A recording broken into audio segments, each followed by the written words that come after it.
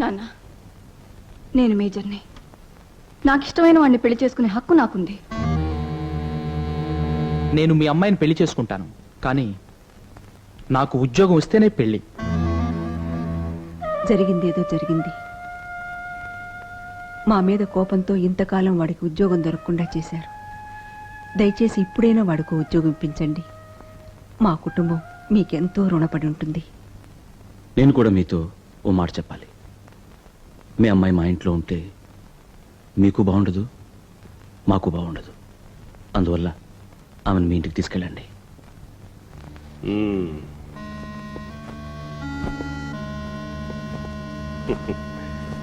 నేను మాటిస్తున్నాను, ఈ పెళ్లి జరిపిస్తాను. నాన్న, మీ కొడుకు ఉద్యోగం ఇప్పిస్తాను. Thank you sir. అంతేకాదు, మీ కుటుంబానికి ఇంకా ఎంతో చెయ్యబోతున్నాను. అదేమిటో తర్వాత మీకే తెలుస్తుంది. పద. చూడండి, 90 రోజుల్లోగా నేను స్థలం కొని ఇల్లు కట్టి గృహప్రవేశం చేయాలి. అందువల్ల తక్కువలో ఒక మంచి స్థలం ఉంటే చెప్పండి.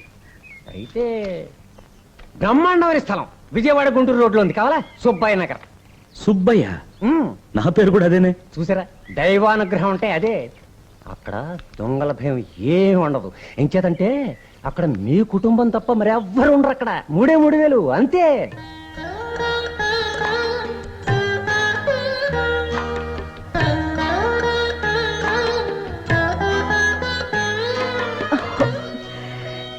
పెళ్లి నాడు పెట్టుకుని ఉంగరం, అందుకే రావటం లేదు. పెళ్ళైన తర్వాత నేను నిన్ను చాలా బాగా సంతోషంగా చూసుకుంటున్నానుగా. అందువల్ల నువ్వు లావైపోయావు, నీ వేళ్ళు లావైపోయాయి.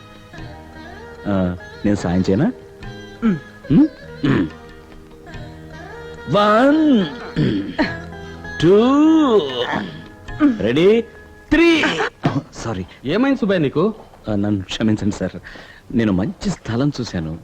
నా భార్య చేతికి ఉన్న ఉంగరం అమ్మేసి ఆ స్థలం కొందాం అనుకున్నాను. అది ఊరు రాలేదు సార్. అందువల్ల మీరు 3,000 అప్పిస్తే ఏ రోజు ఆ ఉంగరం వస్తుందో ఆ రోజు మీ డబ్బు మీకు తిరిగి ఇచ్చేస్తాను. కాదనకండి సార్. లక్ష్మి, లక్ష్మి, వస్తున్నా. లక్ష్మి, వస్తున్నానండి. నేను చేసిన శపథం చెల్లించుకోబోతున్నాను. లక్ష్మి, మా ఓనర్ కాళ్ళ వెళ్ళపడి బుచ్చగించి ఇదిగో 3,000 తెచ్చాను. మిస్టర్ సుబ్బయ్య, మన ఇంట్లోనే 1000 సమస్యలున్నాయి. ఈ రేడియోలో ఎప్పుడు సుబ్బయ్య నాటకం వేసి సుత్తి కొట్టి చంపేస్తున్నాడు. దయచేసి రేడియో ఆఫ్ చేయకండి. నేను దుబాయ్ శాఖర్ని. మీకు తెలియకుండా మీ ఇంటి రేడియో కనెక్షన్ ఇచ్చి మాట్లాడుతున్నాను.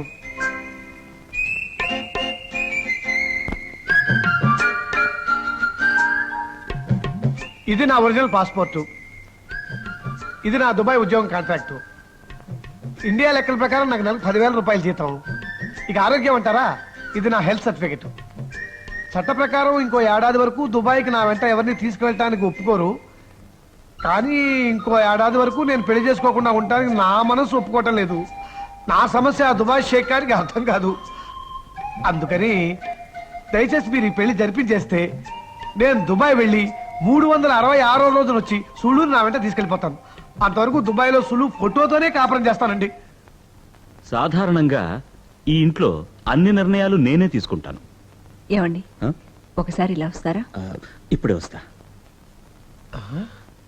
ఏ నిర్ణయం తీసుకోవాలో అడగటానికి వెళ్తున్నాడా? చూడండి, ఈడొచ్చిన పిల్లను ఎంతకాలం మన ఇంట్లో ఉంచుకోగలం? అదంతా నాకు తెలియదు లక్ష్మి. నా మొదటి సమస్య ఇల్లు కట్టడమే. అది కాదండి, అదుపు తప్పిన పిల్ల, ఆనకట్ట తెగిన గోదావరి ఒక్క తీరేనండి. అవి ఎప్పుడు మన ముంచుతాయో తెలియదు. 24 ఏళ్ళు వచ్చిన పిల్ల మరుక్షణం ఏం చేస్తుందో దానికే తెలియదు. ఆ వయసు ఎలాంటిదండి? చూడండి, వాళ్ళిద్దరికీ సంబంధం ఏర్పడింది. కానీ మన అదృష్టం అది రేడియో వరకే వచ్చిందండి. లక్ష్మి, దయచేసి నా మాట వినండి. ఏ నిర్ణయం తీసుకోవాలో అడిగారా సార్? మీరు సరేనంటే పెళ్లి ఖర్చులన్నీ నేనే భరిస్తాను. ఒకవేళ పిల్లకి ఏదైనా చేయించాలని మీరు ఆశపడితే ఒక్క బంగారు గొలుసు మాత్రం చేయించండి చాలు.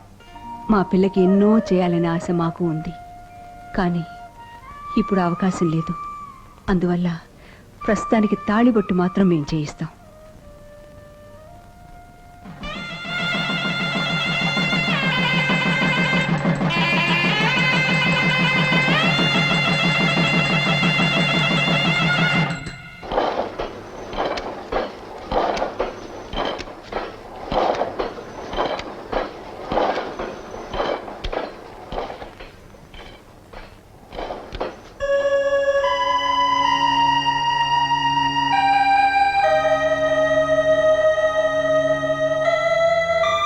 ఏమిటి సార్ మెయిన్ ఆఫ్ చేశారు?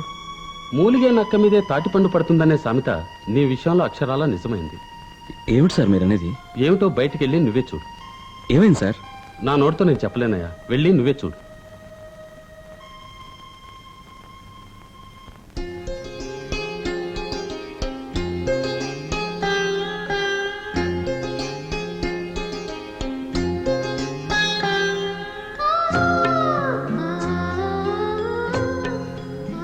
సార్, ఊరు వదిలిపోతున్నా. పోతున్నావా పోతున్నారా? మీ అమ్మాయి లేపుకెళ్ళేంత అయోగ్యుని కాదు సార్ నేను. పెట్టిన అన్నం తింటూ మరుగుమన చుట్టల్లా మురుగుతూ ఓ ఇంటి కుక్కలా ఇంతకాలం బ్రతికాను.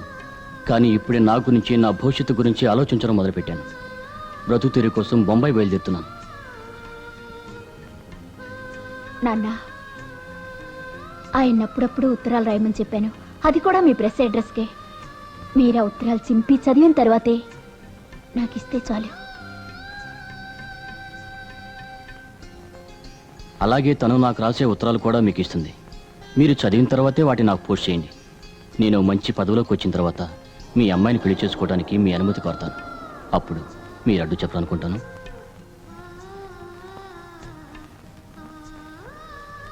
నువ్వు తప్పకుండా పైకొస్తావు, పైకొచ్చి నా కూతుర్ని పెళ్లి చేసుకుంటావు అనే నమ్మకం నాకుంది.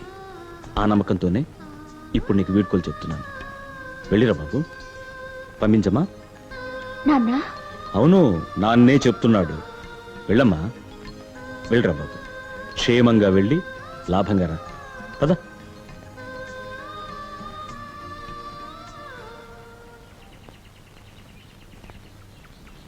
ఇలాంటి సమయాల్లోనే నువ్వు ధైర్యం చిక్కిపెట్టుకోవాలి సుబ్బయ్య. జీవితం అన్నాక కష్టం సుఖం అన్నీ ఉంటాయి. అవునండి. ఇప్పుడు మీరు లోపల నా దగ్గర ఏమన్నారు? మూలిగే నక్క మీదే తాటిపండు పడుతుంది అన్నాను. అప్పుడు మీరే అనక్క. ఏ? వాళ్ళ ప్రేమ నేను అంగీకరించాను. వాళ్లకు పెళ్లి చేయబోతున్నాను. అప్పుడు మీరేగా డబ్బు ఇవ్వాలి, అప్పుడు మీరేగా మూలిగనక్క. ఆ, మల్మదా ఉండండి. వదినా, మేము సినిమాకి వెళ్తున్నాం. రాత్రి భోజనం బయటే చేస్తాం. అలాగే. మంచి పిల్లని ఇచ్చావురా. అమ్మాయి ఇలా చూడు. కడుపున పుట్టిన కూతురు పెళ్లి చేసుకున్న మొగుడుతో ఆనందంగా ఉండాలనుకుంటుందే తప్ప పైనుంచి ఇంటికొచ్చిన పిల్లవి నీ బ్రతికిలా ఏడిచిందనే అక్కర మీ అత్తగారికి ఏమైనా ఉందా? అదేనమ్మా లోకం తీరు. అలా అనకమ్మా. మా అత్తగారికి ఎప్పుడు నా గురించే బెంగ. పాపం ఆవిడేం చేస్తుంది? హ్మ్.